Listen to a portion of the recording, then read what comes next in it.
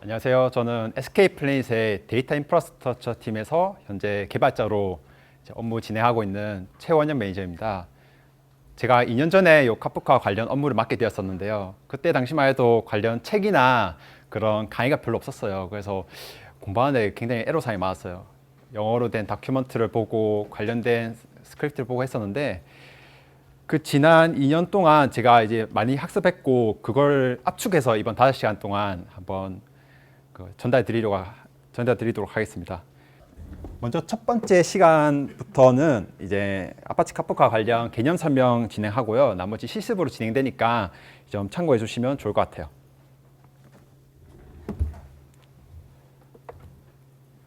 먼저 저는 현재 데이터 인프라스트럭처 팀에서 일하고 있고 데브 원영이라고 하는 유튜브 채널 현재 운영하고 있습니다. 관련해서 카프카 관련이나 해커톤, 제가 관심 있어 하는 컴퓨터 관련 내용들 올리고 있고요.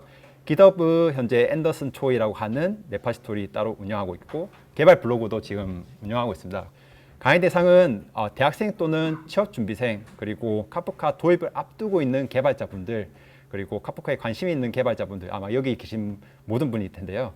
이분들을 대상으로 합니다. 이미 카프카를 열렬히 잘 쓰고 있고 운영하고 계신 분은 사실 이 강의는 좀 기초라고 생각하실 수도 있을 것 같아요. 강의 목표는 아파치 카프카에 대한 개념을 이해하고 컨슈머나 프로듀서에 대해서 한번 직접 같이 실습해보는 시간을 가져서 여기에 대한 개발 능력을 획득하는 게 최우선 목표입니다. 그리고 관련해서 한번 해보면 나중에 아실 텐데 카프카 아키텍처 설계 능력도 같이 확보하게 될 거니까 요거는 이제 맨 마지막에 한번 활용하는 시간을 통해서 한번 진행해 보도록 하겠습니다. 그래서 맥OS 준비하라고 말씀드렸었고, 인텔리제이 커뮤니티 에디션 같은 경우에는 그 인텔리제이에서 이제 제공하는 이제 무료 IDE거든요. 요거 사용하면 다들 자바 환경 같이 실습해보는 데 좋을 거예요. AWS 계정이랑 그 다음에 아이턴 같은 경우에는 제가 말씀드렸지만 터미널 관련 도구거든요. 요거 사용하면 나중에 터미널 같이 실습할 때 정말 편하게 할 수 있을 거니까 요 구글에 검색하시면 바로 다운로드 하실 수 있습니다. 홈브루는 패키지 설치 도구인데 이것도 맥OS에서나 뭐 리눅스에서 다 편하게 쓸 수 있는 패키지 설치 도구거든요. 나중에 맨 마지막 시간에 활용 시간에 사용할 테니까 이것도 한번 미리 다운로드 받으셔도 좋을 것 같습니다. 소스 코드는 여기 깃허브 레파지토리 있으니까 직접 zip 파일로 다운받으셔도 되고, git 사용하실 줄 아시는 분은 git 클론 사용해서 각자 원하시는 레파지토리에 다운로드 받으시길 바랍니다. 네, 오늘 강의에서 다룬 내용은 카프카 기본 개념 설명과 카프카를 한번 실습용으로 한번 설치를 해볼 겁니다. AWS에 설치해 볼 거고, 그 다음에 카프카 관련 CLI 실습해 볼 건데, 토픽 생성하든가 혹은 뭐 파티션 조절 이런 것들을 직접 실습할 겁니다. 요거는 운영상에서도 매우 자주 쓰이는 거기 때문에 아마 유용하게 사용하실 수 있을 거예요. 카프카 클라이언트로 직접 자바 애플리케이션 한번 개발 실습해 볼 거고, 관련해서 진행하면서 제가 실무에서 겪은 이야기들, 팁이나 노하우도 같이 전수해 드릴 예정입니다. 주로 근데 카프카는 빅데이터 파이프라인에도 쓰지만 뭐 메시징, MSA에도 쓰이거든요. 저는 빅데이터 파이프라인 아키텍처 기준으로 설명드릴 예정입니다. 이번 강의에서는 카프카 내부 상세 동작에 대해서는 설명드리지 않을 거예요. 아무래도 기초에다가 직접 사용하는 것 위주로 설명드릴 거고요. 클러스터 설치 및 운영에 관해서도 제가 이번에 준비하지 않았고, 브로커나 클라이언트 상세 옵션 같은 경우에는 굉장히 많은 옵션이 있기 때문에 하나하나 설명드릴 수 없다는 점 참고 부탁드립니다.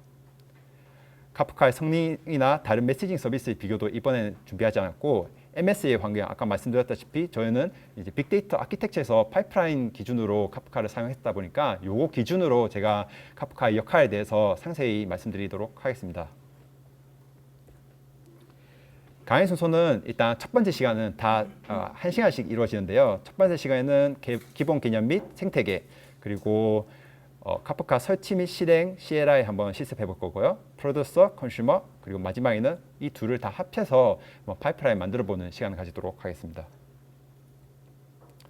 먼저 카프카 기본 개념 및 생태계에 대해서 말씀드릴게요. 카프카가 생기기 전에는 엔드-투-엔드 연결 방식의 아키텍처를 많이 사용했어요. 이걸 사용하다 보니까 데이터 연동의 복잡성이 증가되고 각각의 하드웨어가 다르고 운영체제가 다르고 이거에 대해서 장애를 대응하려다 보니 너무 많은 운영 요소가 생기는 거예요. 그래서 예를 들어 그림에서 보시다시피 MySQL에서 하둡을 보내고 혹은 MySQL 데이터를 다른 모니터링을 위한 어떤 DB에 보내고 이런 때마다 따로따로 파이프라인을 만들었어야 됐어요. 그러다 보니까 각기 다른 파이프라인 연결 구조가 생겼고 이걸 통해서 코드 복잡성이 더 높아지는 거예요. 링크드인에서는 요거 동일한 이런 문제를 겪었거든요. 그래서 링크드인에서 이런 모든 시스템으로 데이터 전송을 실시간 처리도 가능하면서 데이터가 갑자기 많아지더라도 확장이 용이한 이런 시스템이 필요해서 링크드인 자체 이제 데이터 관련 팀에서 개발하여 카프카를 만들게 되었습니다. 카프카가 만들어지고 난 뒤에는 이렇게 마치 중추신경처럼 한 군데 모였다가 다시 퍼지는 구조로 되었어요. 이런 구조를 가져가기 위해서 프로듀서와 컨슈머를 이렇게 분리하였고요. 그리고 메시지 데이터를 여러 컨슈머에 허용함으로써 어떤 데이터가 카프카에 들어간 이후에는 여러 번 사용할 수 있도록 만들었어요. 또한 높은 처리량을 위해서 메시지 최적화를 하였고 스케일 아웃이 가능합니다. 스케일 아웃 가능하다는 건 매우 중요한데요. 카프카의 어떤 클러스터를 만든 뒤에 데이터가 많아지면 이거를 스케일 아웃 해야 되잖아요. 마치 왓스를 스케일 아웃 하듯이 이런 때 무중단으로 가능합니다. 또한 관련 생태계도 매우 다양하게 제공하기 때문에 현대 많은 대기업에서 사용되고 있죠. 정말 편리하게 임플리먼트 되고 사용되고 있습니다. SK 플래닛 데이터 플랫폼에서는 다음과 같이 사용되고 있는데요. 로그 데피니션 툴이라고 하는 어떤 그 로그 정의서를 만드는 툴이 있어요. 이걸 통해서 어떤 데이터를 넣을 것인지 최종 데이터베이스인 하둡에 어떻게 저장할 것인지 정의를 하고요. 그리고 앱이나 웹, DB, 와스 등에서 이 데이터 소스들이죠. 여기서 긁어 모은 데이터를 카프카를 통해서 저장을 하고 카프카에서 하둡으로 또 컨슈밍하는 이런 과정을 거쳐서 스트리밍 환경은 카프카 그리고 배치는 따로 1배치라든가 이런 식으로 사용하죠. 이렇게 적재된 데이터는 저희는 EDA 툴인 하이브 같은 이런 툴들을 통해서 따로 검색을 한다든가 쿼리 날리든가 이렇게 해서 DB의 내용을 확인할 수 있고요. 스케줄러나 메타 딕셔너리 등으로 또 데이터 활용을 높이고 있습니다. 카프카 브로커와 클러스터에 대해서 말씀드릴게요. 카프카 브로커는 실행된 카프카 애플리케이션 서버 중 한 대입니다. 서버 한 대에 애플리케이션이 한 개가 떠져 있다는 거예요. 카프카 애플리케이션이. 물론 카프카 애플리케이션이 서버에 2대 이상 떠질 수 있습니다. 왜냐하면 이 카프카 애플리케이션은 JVM으로 올라가는 이 애플리케이션이거든요. 당연히 2개 이상 뜰 수 있지만 실제로 그렇게 운영하는 경우는 거의 없다고 보시면 됩니다. 3대 이상을 브로커로 클러스터 구성하고 꼭 홀수 맞출 필요 없이 3대 이상이면 가능합니다. 현재 2.5.0 버전까지 최근에 스테이블 버전으로 릴리즈 되었고요. 주키퍼와 연동을 해야 합니다. 아마 추후에는 주키퍼와 연동하는 것을 이제 걷어낸다고 해요. 주키퍼와 연동하는 데 있어서 운영상 어떤 그 이슈도 있고 같이 운영을 해야 되다 보니까 조금 그 카프카 브로커 클러스터 자체로서 이 다양한 정보들을 저장하려고 노력하고 있더라고요. 현재 주키퍼 역할은 메타데이터를 저장하거든요.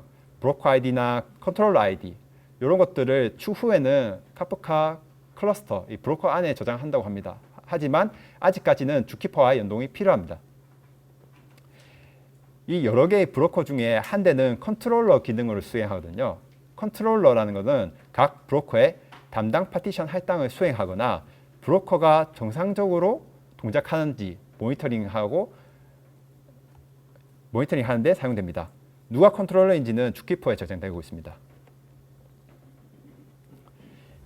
그럼 어떤 데이터를 보느냐? 여기 레코드라고 불리는 게 있는데요. 상단에 보시면 프로듀서 레코드라고 정의를 했어요. 보면 토픽을 정하고 키를 정하고 메시지를 정했어요.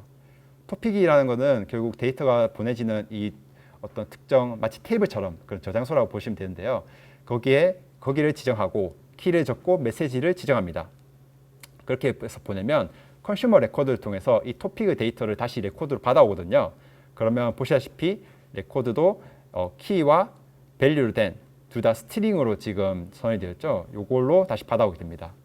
왜 이렇게 하냐면 객체를 프로듀서에서 컨슈머로 전달하기 위해 카프카 내부에서 바이트 형태로 저장을 하거든요. 그래서 직렬화와 역직렬화가 필요해요. 기본 제공으로 스트링 시리얼라이저나 숏 시리얼라이저 이런 거 제공하거든요. 이런 거 제공하니까 이런 기준으로 사용하셔도 좋고, 혹은 포조, 플레인 오브젝트, 자바 오브젝트 이거 사용하시려면 커스텀 오브젝트로 직렬화나 역직렬화도 가능합니다. 저희 SK플래닛 내부에서는 저희 데이터 플랫폼 내부에서는 키는 눌로 사용하고 밸류는 제이슨으로 된 자체 형식을 사용해요. 그래서 저희는 스트링으로 되어 있는 제이슨이지만 바이트 어레이로 이제 시리얼라이즈, 디시리얼라이즈해서 사용 중에 있습니다. 참고하실 거는 요거 프로듀스 할 때랑 그냥 컨슈머 할 때 동일하게 직렬화, 역직렬화 이거 동일하게 맞춰줘야 한다는 거 참고하면 좋을 것 같아요. 토픽입니다. 토픽 보시면 아시다시피 지금 파티션 3개로 되어 있죠. 이 토픽의 파티션은 1개 이상이 반드시 존재해야 합니다. 파티션 요거 3개 있는데 여기서 재미있는 점은 여기 파티션 0번에 숫자가 또 있는 걸 볼 수 있어요. 0부터 지금 12까지 있고, 파티션 1번에는 0부터 9까지, 파티션 2번에는 0부터 12까지 또 있어요. 이거는 각 파티션마다 오프셋이라고 하는 번호가 붙는 겁니다. 그래서 0번이 가장 오래된 거, 12번이 가장 최신에 된 거, 12번 다음은 13번 레코드가 또 들어가겠죠. 각 메시지 처리 순서는 파티션별로 유지 관리되는데요.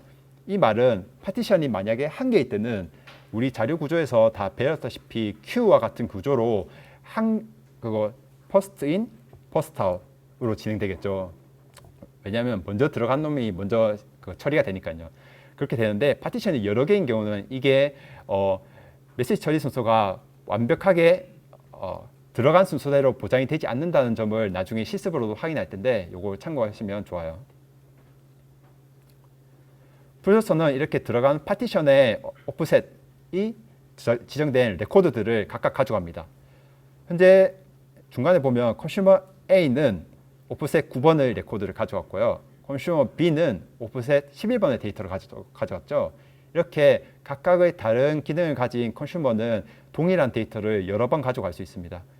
컨슈머 B가 11번을 가져갔다는 뜻은 이미 0부터 10번을 가져갔다는 뜻이기도 합니다. 프로듀서는 레코드를 생성하여 브로커로 전송하면 이렇게 오프셋이 지정된 레코드로 저장이 되고요. 이렇게 오프셋이 12번 이렇게 생성되면 컨슈머는 브로커로부터 레코드를 요청해요. 나 레코드 필요해. 그러면 폴링 기준으로 가져갑니다.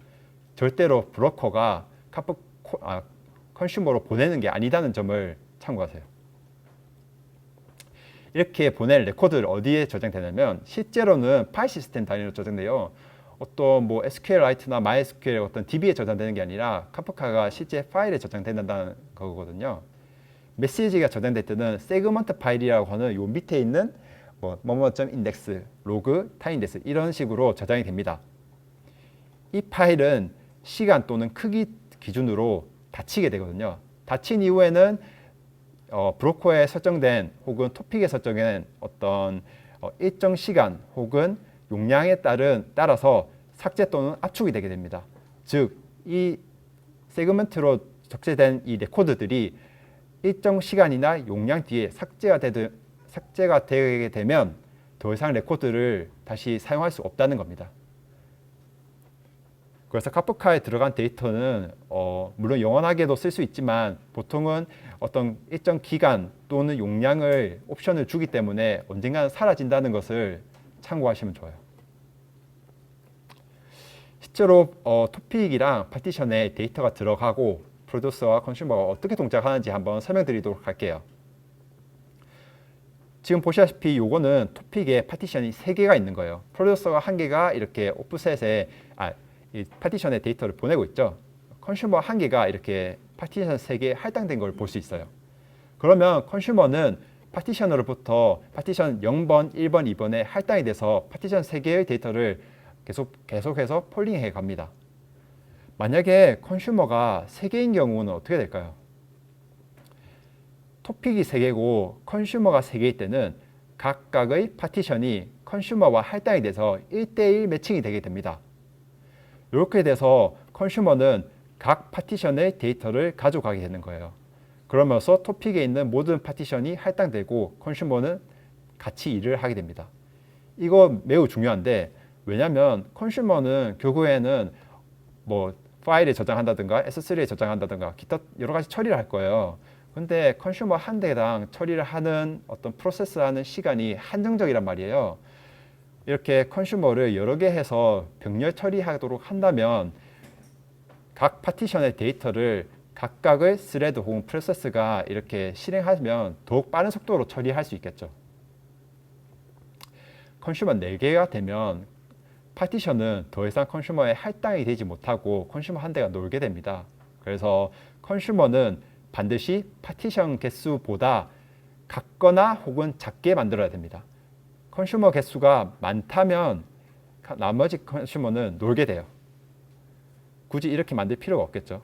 다만 이렇게 모든 말씀드린 거는 이 각각의 4개의 컨슈머가 같은 컨슈머 그룹 안에 들어있을 때를 가정하여 말씀드린 거예요. 만약에 컨슈머 3가 있었는데 컨슈머 2번이 장애가 났을 경우는 다음과 같이 돼요. 컨슈머 2번이 더 이상 어떤 사유로 인해서 뭐 스레드가 종료가 되거나 프로세서가 종료되거나 서버가 종료될 수 있잖아요. 그러면 컨슈머 1번이 2개의 파티션에 할당이 돼요. 그래서 모든 파티션이 끝까지 계속해서 데이터를 처리할 수 있도록 이렇게 재할당되는 과정이 있는데요. 이거를 리밸런스라고 합니다. 리밸런스 되고 나면 이렇게 파티션이 새로운 컨슈머에 할당이 되고 이걸 통해서 끊임없이 데이터를 처리할 수 있는데 참고로 리밸런스가 발생되게 되면 이렇게 할당하는 과정이 중단이 일어나게 돼요. 왜냐하면 어떤 파티션은 어디에 컨슈머에 할당이 되어야 될지 아직 모르는 상태니까 이걸 재할당하는 과정에서 중단이 일어나니까 나중에 리밸런스 리스너와 같이 이런 것들을 기록을 해서 실제로 운영할 때 리밸런스가 발생할 때 얼마나 멈췄지? 이런 거를 참고하기도 합니다. 2개 이상의 컨슈머 그룹이 있을 때를 제가 가정해서 보여드릴게요. 컨슈머 A는 컨슈머 1개 가지고 있고 컨슈머 그룹 B는 또 컨슈머 1개를 가지고 있어요. 이렇게 가져가게 되면 토픽 안에 있는 파티션의 데이터들을 각각이 따로따로 목적에 따라 컨슈머 그룹을 분리해서 이렇게 처리할 수 있습니다. 컨슈머 1번이 파티션 0번에 12번을 처리해도 컨슈머 B는 컨슈머 A와 상관없이 또 컨슈머 0번에 12번을 처리할 수 있다는 거죠. 이렇게 목적에 따라서 컨슈머 그룹을 분리할 수도 있지만 저희 같은 경우에는 장애에 대응하기 위해서 재입수나 재처리 목적으로 임시 컨슈머 그룹을 생성하기도 해요. 왜냐하면 이미 처리 중이고 스트리밍 처리 중인 실제 라이브 중인 컨슈머 그룹은 그대로 처리하도록 하고 어떤 중간에 데이터가 재처리되어야 한다 하면 새로운 컨슈머 그룹을 만들어서 다시 중간부터 재처리하는 거죠. 이런 과정을 통해서 컨슈머 그룹을 여러 개로 나누기도 한다. 이것을 참고하시면 좋아요. 실제로 어떻게 목적에 따라 이렇게 2개로 나눈 걸 볼 수 있는데요. 애플리케이션 로그를 적재한다고 한번 가정을 해봐요. 엘라스틱서치의 컨슈머를 통해서 적재할 수 있고 하드웨어도 동시에 적재해요. 정말로 많은 애플리케이션 로그가 있을 텐데 실시간으로 우리가 검색을 통해서 우리가 원하는 로그를 볼 때는 엘라스틱서치가 좋겠죠. 키만을 통해서 나중에 볼 수 있으니까. 근데 이 데이터 양이 많아지고 뭐 1개월, 6개월, 1년 단위로 적재되면 뭐 테라바이트, 페타바이트 단위로 되겠죠. 이거는 하드웨어 저장해서 긴 롱텀으로 한번 볼 수 있도록 이렇게 동시에 적재하는 케이스도 있습니다. 이렇게 컨슈머 2개를 목적에 따라 분리해서 동시에 적재한다면 아주 좋겠죠. 왜냐하면 각 컨슈머 그룹은 장애의 격리가 되거든요. 컨슈머 예를 들어 하둡이 장애가 나서 하둡 적재 컨슈머가 하둡에 적재를 못하는 상황이라고 한번 가정을 해봐요. 하둡에 적재를 못하는데 엘라스틱서치도 장애가 나면 안 되겠죠. 왜냐하면 어쨌든 로그를 봐야 되니까. 하둡이 장애가 언젠가는 복구가 될 텐데 그 전까지는 복구가 되는데 이것과 무관하게 엘라스틱서치에는 컨슈머 그룹이 계속해서 빨아들여서 엘라스틱서치에는 계속해서 적재할 수 있습니다. 그래서 이런 간섭을 줄일 수 있고 엘라스틱서치는 그대로 보되 하둡이 다시 복구가 되면 하둡 적재 컨슈머가 적재 중단된 이후부터 다시 적재를 시작하게 됩니다. 언젠가는 그게 다시 또 엘라스틱서치와 하둡이 똑같이 레이티스트 가장 최신의 오프셋을 다 적재하고 있겠죠. 이거는 이제 브로커와 파티션 그리고 레플리케이션에 대해서 한번 같이 설명드릴게요.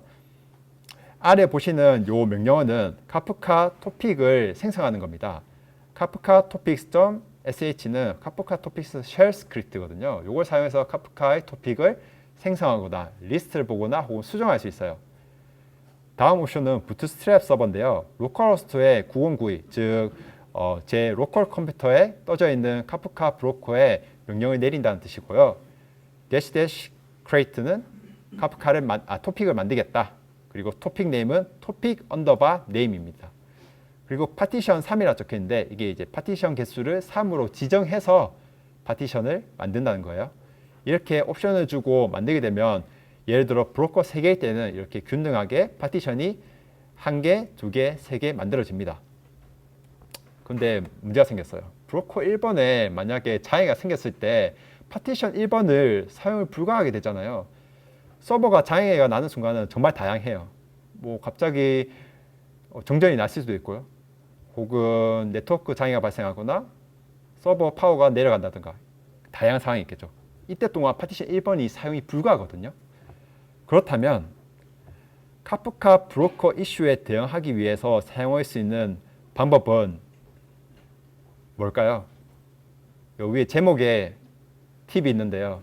복제. 왜죠? 네, 잘 말씀 주셨는데요. 파티션을 다른 브로커에 복제하여 이슈에 대응합니다. 노드라 말씀드렸는데 브로커라 하면 더 이제 명확하겠죠? 1번 브로커에 이슈가 생기면 다른 브로커에 복제된 데이터를 사용하면 되겠죠. 이렇게 아까 카프카 토픽을 만들 때 레플리케이션 개수를 지정할 수 있어요. 이렇게 레플리케이션 팩터 3 이렇게 하면 레플리케이션을 3개를 복제한다. 이렇게 보시면 되거든요. 이렇게 옵션을 주고 만들게 되면 이렇게 고가용성을 위해서 파티션 복제 기능으로 데이터 유실 방지가 가능합니다. 파티션 1번이 지금 2번이랑 3번에 복제된 걸 볼 수 있어요. 저희 카프카 저희 SK플래닛 DRC에서도 레플리케이션 팩터 3으로 현재 운영 중에 있습니다. 이렇게 기존에 사용하던 파티션을 리더 혹은 리더 파티션이라고 부르고요. 복제화된 거를 팔로 파티션 이렇게 부릅니다. 리더 파티션은 나중에 카프카 컨슈머나 프로듀서가 직접 클라이언트와 이 클라이언트죠. 그게 데이터를 주고받는 역할을 합니다. 팔로 파티션은 리더 파티션으로부터 레코드를 지속적으로 복제합니다. 리더 파티션에 데이터가 늘어나면 오프셋이 계속 늘어나겠죠. 그러면 팔로 파티션은 그것을 캐치하고 계속해서 리더 파티션을 보고 오프셋을 복제하는 겁니다. 그래서 리더 파티션이 만약 동작이 불가능할 경우에는 나머지 팔로우 중 한 개가 리더로 선출돼요. 이거는 파티션 3개 그리고 레플리케이션 3개로 이루어진 토픽이 브로커로 할당된 모습을 보실 수 있는데요. 다음과 같이 각각의 리더 파티션과 팔로우 파티션이 적절하게 분배되어 있는 걸 볼 수 있죠. 리더 파티션이 오프셋이 만약에 0부터 100까지 있다고 쳐요. 나머지 팔로우 파티션도 0부터 100 오프셋까지 다 완벽하게 복제되어 있다면 요 리더 파티션과 팔로우 파티션 합해서 인싱크 레플리카 ISR이라고 부릅니다. 모두 싱크가 되었다는 뜻이죠. 이거는 아주 고가용성이 중요하죠. 왜냐하면 팔로우 파티션이 0부터 90까지만 복제되어 있고 리더 파티션이 0부터 100까지 복제되어 있는 0부터 100까지 있는 상태라면 만약에 리더 파티션이 장애가 나면 91번부터 100번까지는 팔로우 파티션에 복제가 안 된 상태라는 거예요. 그러면 리더 파티션에 장애가 나게 되면 91번부터 100번까지는 아직 팔로우 파티션에 복제가 안 된 상태니까 이거를 복제할 때까지 기다리거나 아니면 그냥 복제 안 하고 그냥 처리를 할 수 있겠죠. 요거를 처리하는 게 바로 요 밑에 있는 unclean reader election enable입니다. 요 옵션은 기본은 false로 돼 있어요. 그러니까 unclean reader, ISR이 아닌 리더 파티션을 이제 선출해라 이런 뜻이거든요. 이게 false라는 뜻은 ISR이 아닌, 예를 들어 파티션 3번이 팔로우 파티션에 모두 복제가 안 된 상태라면 파티션 3번이 있는 브로커 3번이 다시 장애가 복구될 때까지 기다려라는 뜻이에요. 그러니까 왜냐하면 91번부터 100번까지가 아직 팔로우 파티션에 복제가 안 됐잖아요. 근데 만약에 이걸 true로 하면 어떻게 될까요? 이거는 91번부터 100번까지를 그냥 유실시키고 일단은 처리하는 게 중요하다. 일단 유실이 돼도 이거 처리하는 게 중요하니까 이거 처리해버리자 라고 해서 이걸 true로 하는 경우도 있습니다. 하지만 디폴트는 이제 false고요. 상황에 따라서 아마 구축하시는 실제로 사용하시는 카프카 클러스터에 따라서 이 옵션이 다르다는 점을 참고하면 좋은데, 왜냐하면 이건 카프카 클라이언트와 연계되거든요. 실제로 아마 운영을 하시거나 개발해서 카프카 클라이언트를 사용하는데 카프카 클러스터가 장애이 났는데 왜 컨슘이 안 되지? 왜 프로듀스가 안 되지? 라고 생각하시면 이 옵션도 같이 한번 살펴보는 게 좋아요. 왜냐하면 unclean reader election enable이 false이면 이 브로커 3번이 복구될 때까지 기다려야 한다는 점이거든요.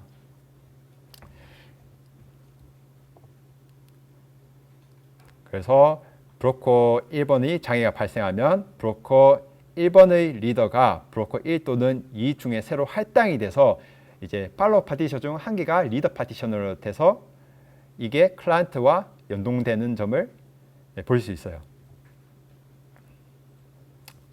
추가적인 고가연성 기능을 한번 설명드릴게요. 카프카에는 이 렉 어웨어니스 기능이 있어요. 아마 인프라 쪽을 이미 담당해 보셨던 분은 아시겠지만 이렇게 서버 렉이라는 게 있어요. 서버 렉은 보통 한 개의 어떤 그 파워로 구성되어 있다고 하더라고요. 그 안에는 또 여러 개의 서버가 있고 렉이 한번 내려가면 여러 개의 서버가 한꺼번에 내려간다고 합니다. 그래서 요거를 방지하기 위해서 다음과 같이 할 수 있어요. 한 렉에는 한 개의 브로커만 이렇게 설치를 하고 이런 옵션을 주게 되면 다수의 렉에 분산해서 파티션 할당이나 레플리케이션 동작 시에 특정 브로커에 몰리는 현상을 방지해요. 이거는 사실 카프카 운영 관련 이야기인데 카프카 운영에서 이런 렉 어웨어니스 기능도 있다는 것을 참고하면 좋을 것 같아요. 실제로 카프카 클라이언트를 개발하고 연동하는 데 있어서는 조금 거리가 먼 이야기죠. 왜 카프카 클러스터는 서버 장애에 대한 로직이 많을까요? 이미 현업이신 분은 이미 다 아실 거예요. 서비스 운영에 있어서 장애 허용은 아주 중요하거든요. 서버 중단, 이슈 발생이나 재시작은 언제든지 발생할 수 있어요. 뭐 서버를 업데이트해야 되거나 배터리가 나간다거나 파워가 나간다거나. 예를 들어 30대의 브로커로 이루어진 카프카 클러스터가 있을 때 한 대의 서버가 1년에 한 번 중단할 발생 가능성이 있다고 가정하면 사실 내가 담당하는 서버가 한 대만 있으면 하루만 고생하지라고 생각할 수 있지만 이게 한 덩어리면 또 많이 달라지거든요. 계산을 하면 12일에 한 번씩 브로커 이슈가 발생해요. 그때마다 서비스가 중단이 되면 절대 안 되겠죠. 그래서 일부 서버가 중단이 되더라도 데이터는 유실되면 안 되고 그리고 안정성이 보장이 되지 않으면 신뢰도가 하락이 되니까 이런 것을 이제 보완하기 위해서 카프카에서는 이런 장애에 서버 장애에 대응한 로직들, 레플리케이션, 렉 어웨어니스 이런 기능들이 많습니다. 이런 기능을 통해서 이제 장애가 나더라도 더 유연하게 대처를 할 수 있는 것이죠. 카프카 핵심 요소 한번 말씀드렸었는데 한 번 더 중간 정리해 드리겠습니다.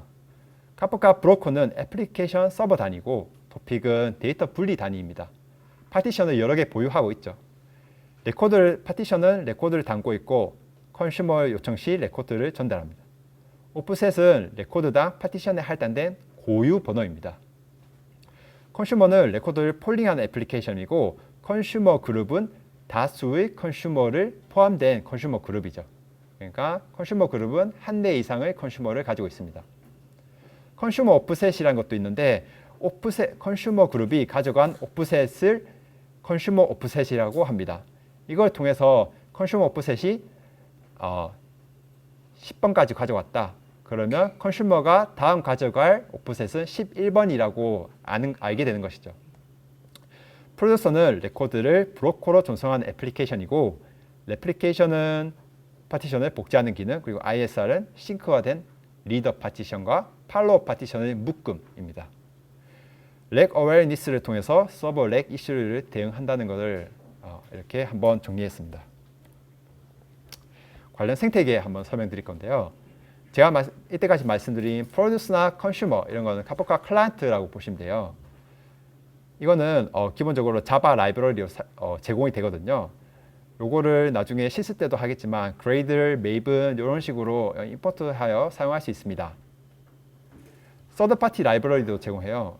아마 자바를 주로 사용하고 있지 않은 많은 이제 재직자분들이 계실 텐데 이런 것들 중에서 C나 C++, Node.js, 파이썬, .NET 등에도 사용 가능한 서드파티 라이브러리 제공하니까 요거를 사용하셔가지고 카프카랑 연동할 수 있습니다. 하지만 이것들은 사실 아파치 카프카에서 이제 설명은 하고 있지만 실제 운영하는 주체는 완전히 다른 주체들이거든요. 그래서 실제 사용하는데 이슈가 없는지 두 번, 세 번 한번 확인하시고 실제로 버전 호환성도 한번 확인하셔서 사용하는 걸 추천드려요. 참고로 카프카 브로커 버전과 클라이언트 버전 하위 호환도 아직 몇 개 같은 경우는 문제가 있습니다. 이 부분은 카프카 클라이언트 같이 설명드리면서 또 한 번 더 언급해 드릴게요. 카프카 스트림즈인데요. 저희 SK플래닛 안에서는 스트림즈는 현재 저희 데이터 플랫폼에서는 쓰이고 있지는 않습니다. 하지만 실제 뭐 라인이라든가 다양한 대기업에서 이미 쓰고 있더라고요. 데이터를 변환하기 위한 목적으로 사용되고요. 스트림 프로세싱을 위해서 사용돼요. 이걸 통해서 스테이트풀 혹은 스테이트리스와 같이 상태 기반 스트림을 통해서 exactly once, 즉 장애가 나더라도 각각의 오프셋 레코드를 단 한 번만 처리하는 고가용성 특징을 가지고 있어요. 그리고 카프카 관련 시큐리티 설정들 같이 이제 연동되어 있고요. 스트림 처리를 위해서 별도 클러스터가 불필요하니까 자바 애플리케이션으로 돌아가니까 좀 더 관리하는 데 편하겠죠. 카프카 커넥트라는 것도 있어요. 사실 카프카 클라이언트에 프로듀서나 컨슈머로 직접 다 구현해도 괜찮아요. 자바로.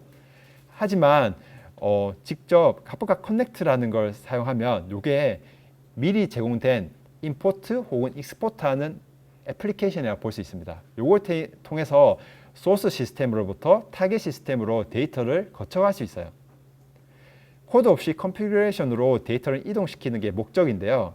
스탠드얼론이나 디스트리뷰션 모드를 지원하고 REST API, 즉 뭐 포스트나 get이나 이런 HTTP 통신을 통해서 요거 커넥트를 제어할 수 있습니다. 스트링 또는 배치 형태로 관련 옵션들 조정해서 가능하고요. 또한 다양한 커넥터 지원하고 있어요. 나중에 GitHub 찾아보시면 아시겠지만 뭐 파일, S3, 하이브, MySQL 점차 다양한 이 커넥터들이 제공되고 있으니까 뭐 하이브에 있는 조회된 데이터를 S3, AWS, S3 오브젝트 스토리지에다가 저장한다는 등 그런 걸 소스 코드, 직접 코드 작성 없이도 가능하다는 점, 요거의 카프카 커넥트의 강점이라고 볼 수 있습니다. 카프카 미러 메이커 같은 경우는 카프카 소스 클러스터와 타겟 클러스터와 이 토픽을 전송하는 데 목적이 있어요. 토픽의 데이터를. 2019년 11월에 미러 메이커를 개선한 미러 메이커 2.0이 릴리즈 되었는데요. 클러스터 간 토픽에 대한 모든 것을 복제하는 것이 목적이에요. 신규 토픽 감지하고 파티션을 감지해서 소스 카프카 클러스터에 파티션이 늘어났으면 타겟 카프카 클러스터도 파티션도 늘려가지고 이렇게 데이터를 동일하게 싱크하는 데 목적이 있고요. 또한 소스나 타겟 혹은 타겟에서 소스로 이렇게 양방향으로 복제하는 것도 지원하고 있습니다. 또한 미러메이커도 결국에는 이런 복제하는 프로세싱 애플리케이션이기 때문에 이게 미러메이커가 정상적으로 동작하고 있는지 네트워크상 이슈가 없는지 이런 모니터링을 확인하기 위해서 다양한 매트릭도 제공하고 있다고 합니다. 또한 카프카 생태계를 지탱하는 또 다른 서드파티 애플리케이션이 많이 제공되고 있어요. 컴포넌트사가 있거든요. 컴포넌트사는 실제로 카프카를 만드신 제이 크랩스라고 하는 링크드인의 훌륭한 개발자분이 계시는데 그분이 퇴사를 하고 카프카를 직접 엔터프라이즈 버전으로 운영하고 카프카 클라우드 운영하는 컴포넌트라는 회사를 만들었고 이 관련 오픈소스도 이렇게 지원하고 있습니다.